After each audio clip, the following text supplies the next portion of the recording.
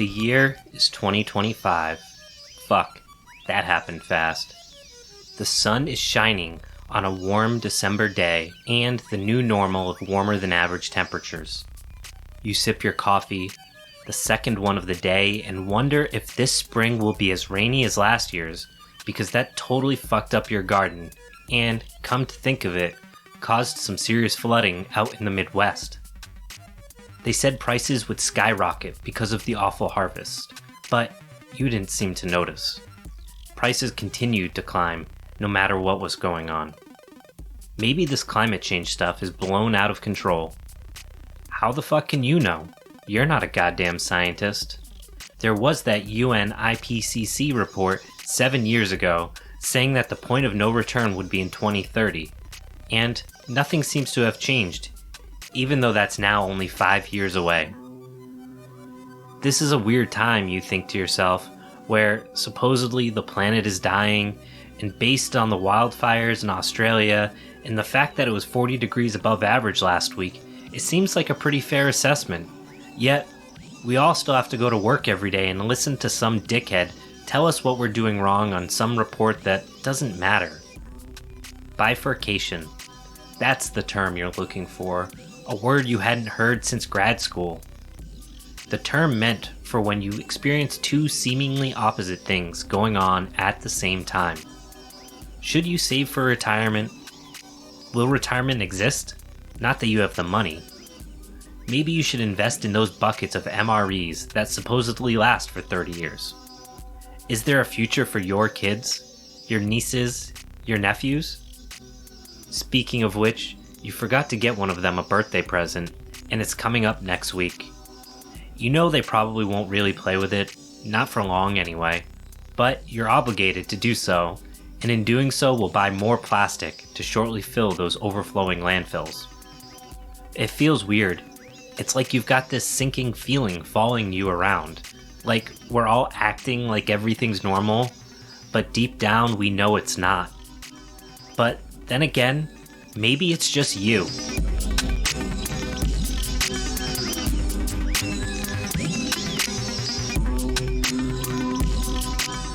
Then again, thinking back to that landfill, you know that every diaper you ever shit in when you were your nephew's age is still sitting there, not even beginning to degrade.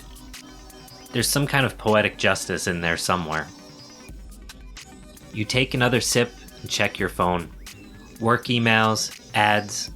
God damn it. Somehow those fucking MRE buckets popped up on Facebook as an advertisement. How the fuck do they do that? Speaking of which, you figure if we really were fucked, all those super rich people would want to keep the planet alive, at least for their own kids. Although, those same assholes have bunkers scattered across the globe and are trying to get to Mars. Somehow, space travel to Mars seems more feasible than global catastrophe that we have ample evidence for. You start recalling some dates. In 2030, the point of no return from that report, you'll be 43. And as early as 2040, we may begin to run out of fertilizer, decimating the ability of the destroyed soils across the planet's ability to produce food. 8 years later, the oceans will have acidified so much they will be left without fish, at which point you'll be 61. And 2 years later, in 2050, 80% of the world's underground freshwater reserves will be tapped out.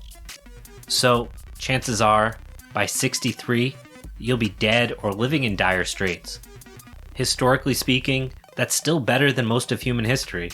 And, in 2074, if you make it to 87, there might not be any farmable land left. It sounds pretty hopeless. So, instead of thinking about it, you light up a cigarette. You had quit a few years back, but the urge started coming back. Maybe some of it is that old mentality, smoke 'em if you got 'em, and maybe some of it is that you'd rather give yourself a meaningful outlet to focus on, trying to quit, instead of the alternative, waiting. So, what can you do? We aren't recycling our way out of it, nor is driving an electric car, even if you could afford it, going to make any meaningful change.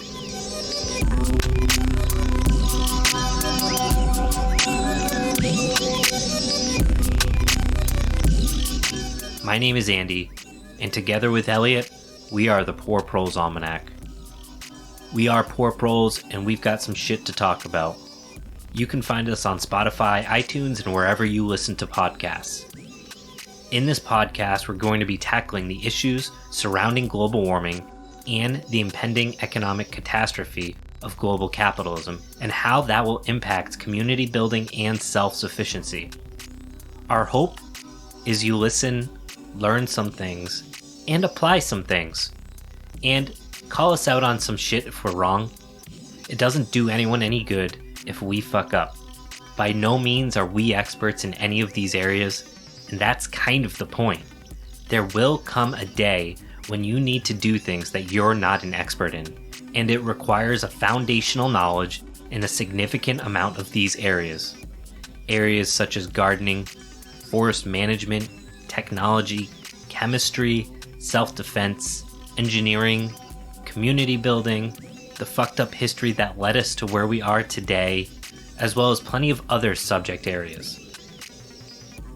No one can know everything, and that's part of why community is so important, as we start to consider the world that will have to be rebuilt as this one crumbles. If you enjoy what you hear, you can help fund our work on Patreon and join us on Discord. With that, we look forward to this conversation, and instead of focusing on the collapse, we're thinking about what we can build instead. Together, we can make a better world.